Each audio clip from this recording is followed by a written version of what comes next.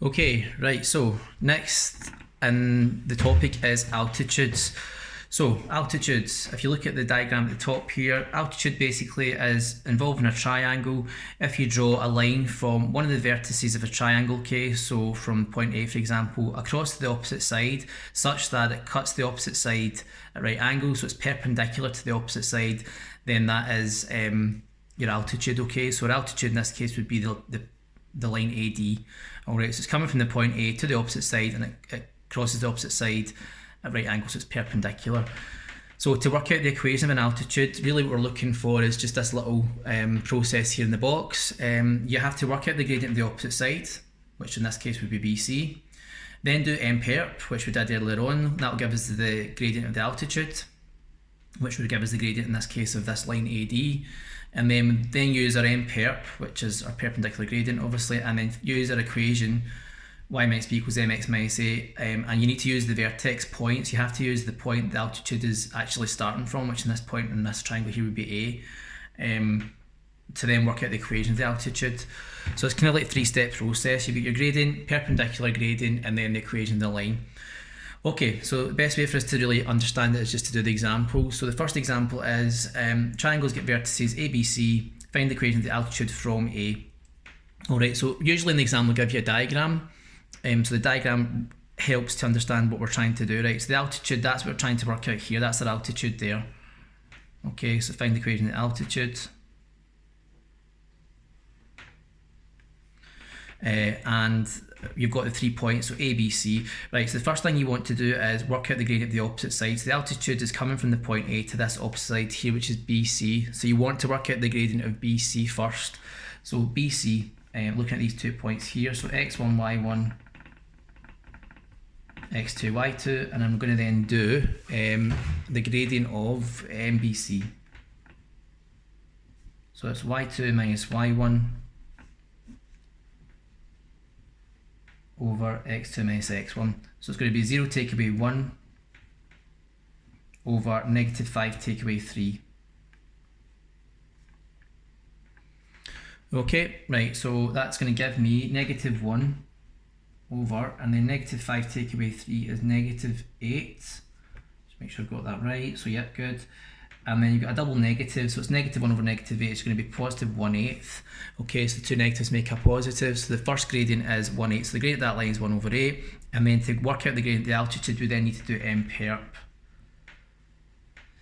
Right, so the perpendicular gradient, if you remember from a few lessons ago, if it's positive, make it negative, and if it's a fraction, just flip the fraction upside down, so it's 8 over 1 instead.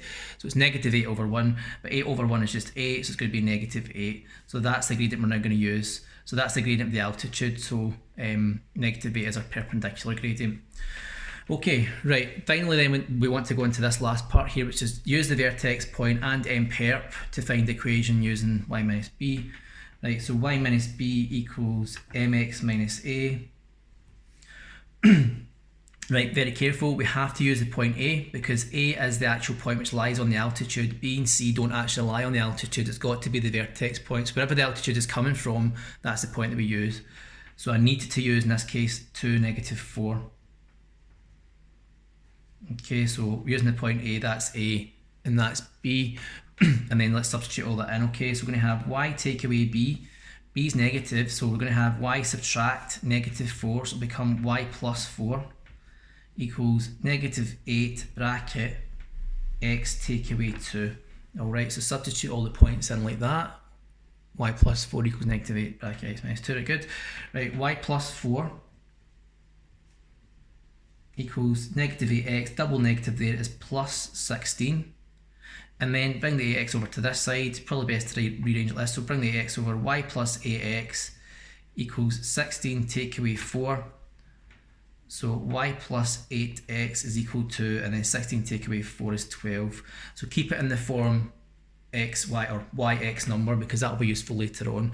Okay, so that's the equation of the altitude, y plus 8x equals 12. Right, so that's our first example. Second example we have is very similar to the first, except we don't have a sketch. So you're given the 3 points K, L and M, find the equation of the altitude from M, draw a sketch first, right? So if they don't give you a sketch, you need to draw one out because it will help. It doesn't need to be perfect, just a random triangle.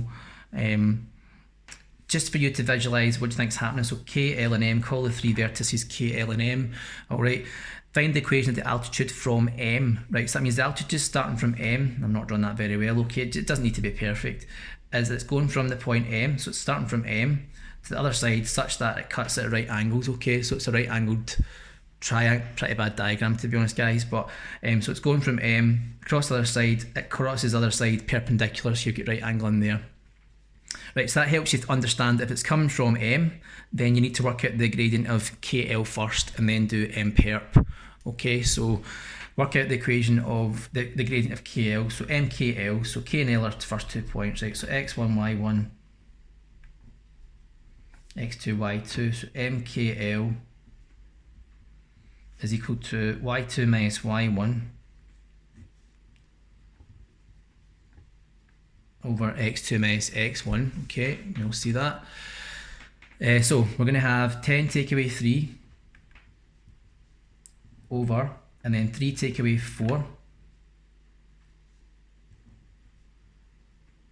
make sure I've got the right points here. So 10 take away 3, 3 take away 4, that's fine. And then 10 take away 3 is 7. 3 take away 4 is negative 1. So we get negative 7 over negative 1 is going to be negative 7. So that's the gradient of KL. And then we don't want to do M perp.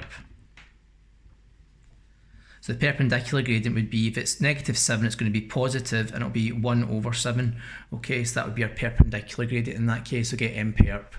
So we're now going to use M perp, and we need to use the point M, okay, as our point. Okay, that's the vertex point M. So we're going to have y minus b equals mx minus a. Our point M is 7, negative 2. Okay, so that's A and that's B. So it's going to be, again, y take away negative 2, so it'll become double negative y plus 2 equals 1/7 bracket x take away 7. Okay, right, so we've got a fractional gradient, so you want to multiply both sides by 7. So we get 7y plus 14 equals, right, these 7s will cancel out, you get 1 in front there of the bracket, so that's not going to really, the 1 makes it straightforward because it's just 1 times x, 1 times 7, so take the bracket away, so it should be x take away 7. Remember, it's not always a 1 on top of the fraction. If there's another number on top of the fraction, then you would need to multiply it out using that number, but it's just a 1 here, the 7s will cancel out, so it's x minus 7, and then bring the x over to this side, so it's 7y take away x equals negative 7 take away 14, bring the 14 over to there. Okay, and then 7y take away x equals a negative 7 take away 14 is negative 21. Okay, and that would be the equation of that altitude there. Okay, so 7y take away x equals negative 21. Right, and then final example on altitudes is a bit of a different example to the first two. It looks the same. Triangles get vertices D, E, F. Find the equation of altitude from E. So again, I'm going to draw a better triangle this time. Okay, so D, E, F. Right, find the equation of the altitude from E. So if you draw a line across from E to the opposite side roughly, so it looks as if it's cutting out at right angles, so D, E, F. So find the equation of the altitude coming from E, right? So we've got to find, first of all, the gradient of DF, which is the opposite side. So we've got D and F. So MDF is equal to, so I'm going to now just be careful here, I'm using the correct point, so maybe even write these out again, right? So our first point is 5, 3, that's the point D, and F is negative 2, 3, x1, y1, x2, y2, so it's going to be 3 take away 3 over negative 2 take away 5, that's x2 minus x1. Okay, so we have, oh, I didn't realise that was off the screen there. Okay, so 3 take away 3 is 0 over negative 7. Okay, so we then have 0 over negative 7. Now, if you've got a 0 in the top and you're dividing 0 by anything, that means the overall a gradient is equal to 0. So this is one of our special cases, because what we're really dealing with is we're dealing with this line as a horizontal line.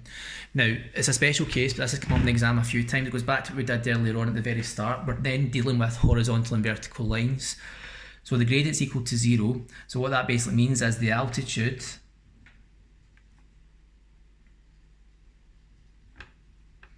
is, if that's a horizontal line and it's perpendicular, it's basically got to be a vertical line. So altitude is vertical.